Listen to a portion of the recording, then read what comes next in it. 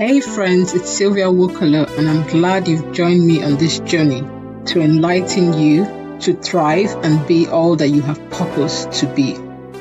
Now let's dive in and talk about comparison. Comparison is the act of evaluating the differences between people, things, or concepts. But today I want us to discuss it in the context of comparing people. When is it healthy and when does it pose an issue? I still remember hearing this common phrase growing up as a way to diss or criticize. You hear people say, your mates are doing so and so, and you are here doing so and so. See, comparison has been engraved in our culture. It can be seen in our schools, our marriages, our workforce, and generally in life. But how do you, as a parent, educate and talk to your child about comparison? And as an individual, how do you see comparison? When is comparison healthy? I'm sure we have heard the saying, comparison is the thief of joy. That statement speaks volume on the toxicity involved in comparing people. You might have fallen into the trap of mentally comparing others, or even worse, being outspoken about it. A mother comparing her children or comparing her child to someone else will rob herself of the joy of discovering each child's uniqueness and purpose and fall into the trap of thinking all of us should act the same and achieve the same things in life. This is unhealthy, especially for the child involved. It's like putting a yoke or burden on a child that he or she was never meant to carry. A child might lose his or her sense of identity and purpose by pursuing someone else's dream. Instead of comparing your child, have you thought to help the child discover his or her unique abilities?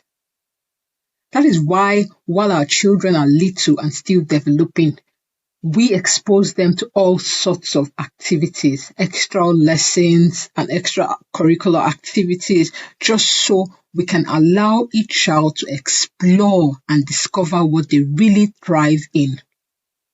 This is when comparison is healthy, when you can assess the abilities of the child and compare the child's level of growth.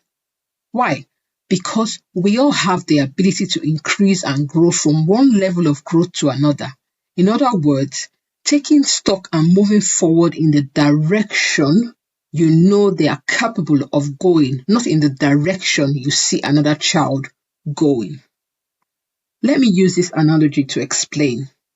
Each of us have our unique tree we are climbing, which leads us to the top, that is our fulfilling purpose.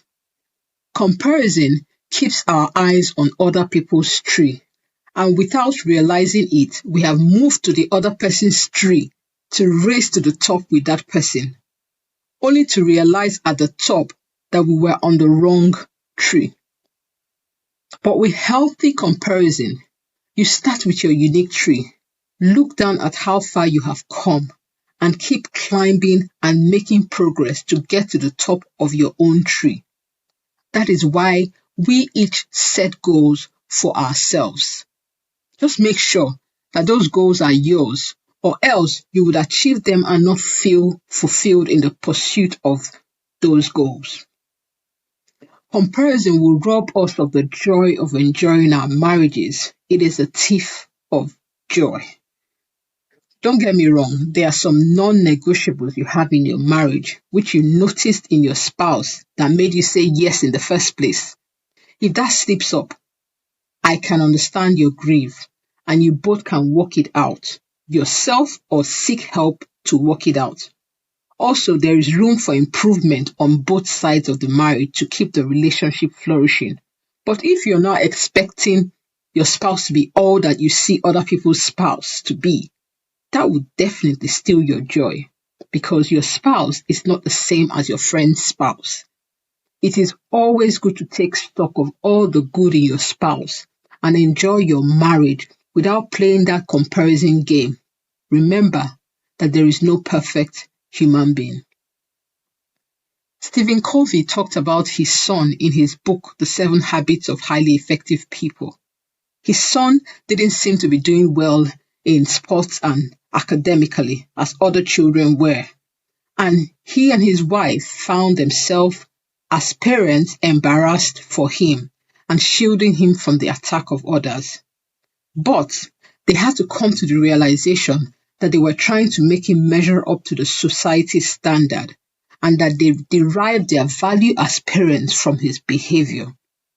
This, they also realized, could lead to conditional love, where he thinks he has to perform to a certain standard to be accepted. And it could eventually lead to their son having a lessened sense of self-worth. So Stephen and his wife took a different approach of not trying to change him to suit the society. They instead stood apart from him to sense his identity, individuality, separateness, and worth. And they began to see him in terms of his own uniqueness. They saw layers and layers of potentials that would be realized at his own speed and pace. They decided to relax and get out of his way and play the natural role as parents to affirm, enjoy, and value him. This eventually led to their son thriving as he felt a quiet confidence, affirmed himself, and began to blossom at his own pace and speed. I repeat, his pace and speed. The same principle can be applied to every area of life, including work and career. Are you climbing up the wrong career tree because you think that is what society says is best? Or are you making progress and moving up your chosen career tree? Food for thought, my friends. The Bible said, "Set your heart with all diligence, for out of it flows the issues of life." It also says, each one should take their own actions. Then they can take pride in themselves, not comparing themselves to someone else. What action are each of us taking to be all that God has called us to be? Have we abandoned our path to chase someone else's path?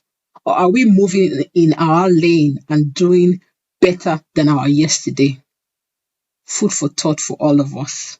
Let's run our race, so we might say like Paul in the Bible, I have fought the good fight, I have finished the race, I have kept the faith. The fight is worth it because it's your fight, not someone else's, but yours. That's why I keep reminding you to keep winning, shining, and thriving. Until next time, my friend, it's your host, Sylvia Mokolo. Take care.